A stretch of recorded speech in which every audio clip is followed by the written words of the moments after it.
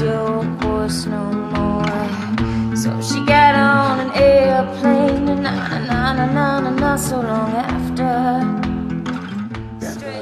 Yeah, so that middle section, a book by Cormac McCarthy called The Road, was coming out in paperback, and I sent this to the publishers basically as an idea for the cover, and they liked it, but then they changed their mind on what they photographed. Oh, right. But it gave me the idea to work on this triptych basically, that's right. which is the story of the road. The idea was it was the start, middle and end really. You start with mum and dad, little boy, just starting off on the journey really, just try and find This is after Atomic War, is it? Well, you don't know what's happened really, it's never explained, but the world has been on fire, everything's been burnt and ruined except for the road. Yeah. That's the only bit which isn't scorched, you can actually walk on, because there's no fire on the road. And the mother tops herself, it's a very cheerful story. Yeah. Mother tops herself and it's just the father and son, they go on, so the middle of the story is them two. And then it ends, I've actually sort of finished it in a different way, because I've got the son tops himself. Which it doesn't happen in the book. And also I put a bird in, because there are no animals in the book at all, except for a dog. Right. Which is quite strange. Yeah. And I thought, well actually there'll be eagles, there'll be raptors, and there'll be carrion eaters. There would. You know what I mean? Yeah. So I put an eagle into it. So this is another monoprint, isn't it? Yeah, I've called this self-portrait. Right. So this is drawn first, isn't it, on paper? Yeah, basically it was me spilling some red ink on a piece of paper and then just with a straw manipulating it. Okay. Very, very quickly before the ink dried. Right, so it's not totally automatic then, is it? No, I've got a skull on my desk. Okay. And I dropped this ink on the paper and I thought, what should I do with it? And I just got a straw and I started doodling this skull that was on the desk. And of course you've got a straw, it's not an exact instrument, so what you get is this slightly sort of impressionistic sort of effect. Doesn't necessarily look like a skull, but it suggests a skull. And again, it's very fetal, isn't it? Well, this one again is an ink spillage. Yeah. So same technique, just a straw and a bit of ink. But it just suggested itself to me, almost reminded me of a kind of like a satellite dish. Yeah. And I just thought about, I suppose, alien creatures and that eye. And I just thought of the idea of these kind of creatures existing on this. What could be our planet, really, something organic about it.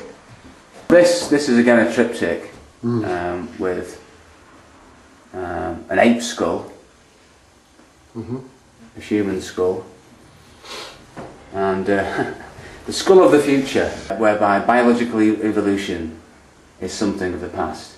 You know, we've actually usurped it now. We don't need to evolve biologically anymore because we can change cosmetically our appearance. And part of me actually likes the idea of being able to stick a USB port in my head and read a book by just accessing the information, rather than having to actually sit down and turn the pages. But my fear is that we'll all be run by Bill Gates. Yeah. Well, this piece I know very little about, Michael. The idea this came from, you know those speed cameras you get? Yellow boxes? Yeah. And they've got two little disc-like holes at the back of them, which remind me of eyes. And when I approach them, it looks to me like they're staring at me. Which is exactly what they are doing. And I just thought, the personification of surveillance, really. So this again is just my little sort of humorous take on my walks in the evening. I have a little wander. So this is the antithesis, isn't it? I mean, you're voyeuring.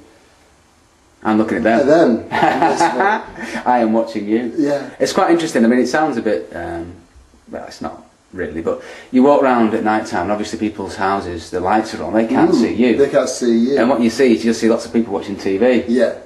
Or picking their nose. Yeah. So it's quite interesting that, you know, you're actually watching them watching something. They're watching TV and you're watching them. They're probably watching people staying in. Yeah, they're probably watching. Yeah, probably watching somebody staying in. Staying in, sat on the sofa watching telly. That's what they're watching. This is more of the narrative you were talking about, isn't it? You know, taking more pictures, and I mean the idea of this really is I was writing something about a character called Cooper, and Cooper was obsessed by birds. So this was me writing from his character, really, trying to get inside his head. Right. And in the piece of writing I was doing, Cooper draws these pictures. So I drew them to sort of get into his head. Yeah.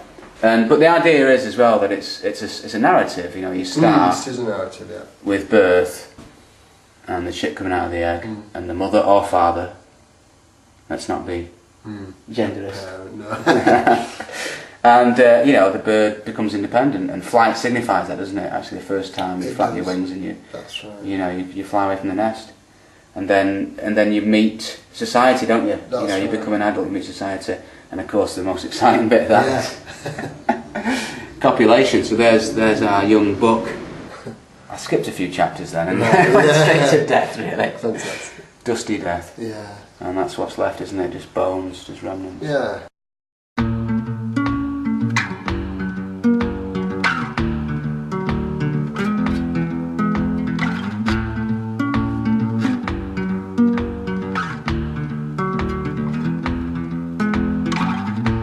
You knock on the door, she don't recognize your voice no more. So she got on an airplane, and not so long after.